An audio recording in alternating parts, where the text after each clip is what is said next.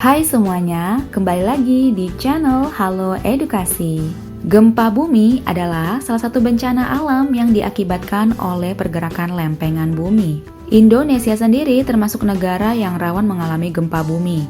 Gempa bumi tidak hanya merusak bangunan di sekitar, tetapi juga menghilangkan korban jiwa dan juga tidak terhitung berapa jumlah kerugian yang dialami oleh para korban gempa bumi.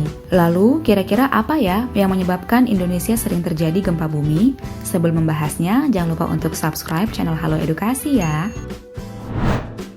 Yang pertama, letak Indonesia yang berada di dalam cincin api Pasifik.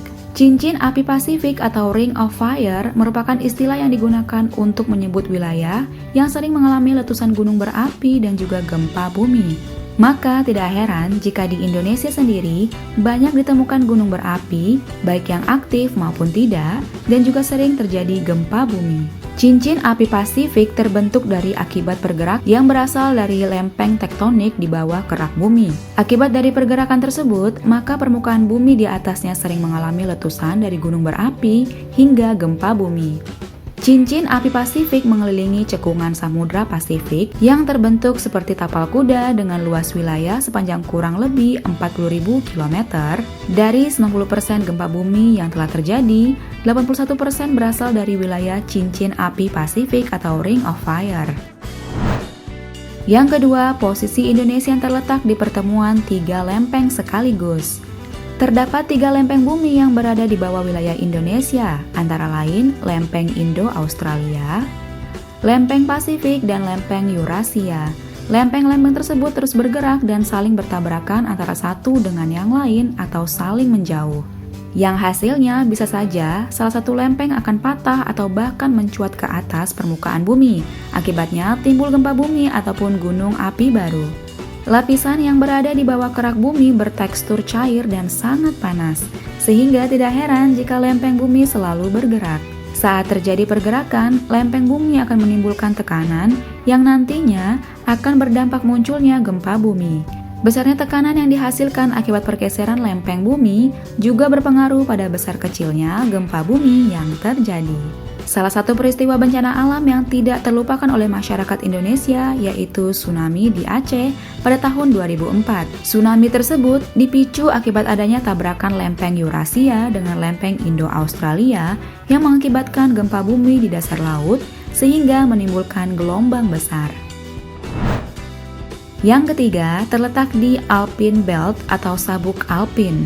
Selain berada di kawasan Ring of Fire atau cincin api Pasifik, Indonesia juga berada di kawasan Alpine Belt atau sabuk alpin. Wilayah-wilayah di Indonesia yang termasuk ke dalam sabuk alpin yaitu Pulau Sumatera dan Pulau Jawa.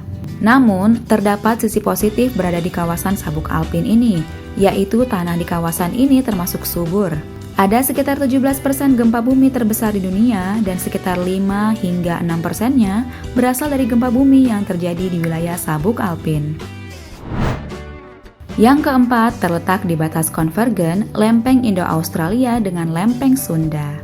Mungkin bagi yang tinggal di Pulau Jawa bagian selatan cukup sering merasakan gempa bumi, baik yang berskala kecil maupun yang besar. Hal ini disebabkan oleh adanya pergerakan lempeng di Indonesia, yaitu pertemuan antara lempeng Sunda dengan lempeng Indo-Australia. Lempeng Sunda sendiri dianggap sebagai bagian dari lempeng Eurasia. Tidak hanya di Indonesia bagian selatan saja, gempa bumi juga sering terjadi di Pulau Sumatera. Sebab di Pulau Sumatera berada di perbatasan konvergen, yaitu tempat di mana lempeng Indo-Australia menujam ke bawah lempeng Sunda.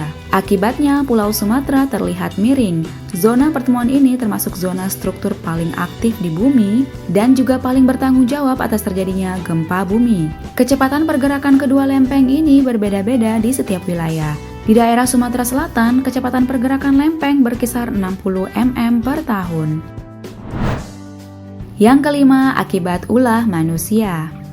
Gempa bumi bukan hanya disebabkan oleh kejadian alam saja, ternyata ada ulah manusia yang dapat memicu gempa bumi. Seperti kegiatan penambangan ini bisa membuat kontur kerak bumi di sekitarnya menjadi rusak, tidak stabil, dan rawan terjadi pergesekan. Selain aktivitas penambangan, aktivitas pengeboran untuk mengambil minyak dan gas alam juga bisa mengakibatkan gempa. Kejadian tersebut secara tidak langsung membuat ruang kosong di dalam lempengan bumi. Tekanan dari dalam maupun dari luar bisa menyebabkan gempa apabila kondisi lempengan tidak stabil.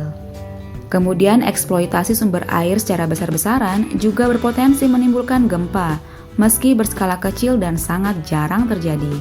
Namun tetap harus diperhatikan, gempa bisa saja terjadi apabila jumlah air yang dikeluarkan lebih besar dari jumlah air yang masuk.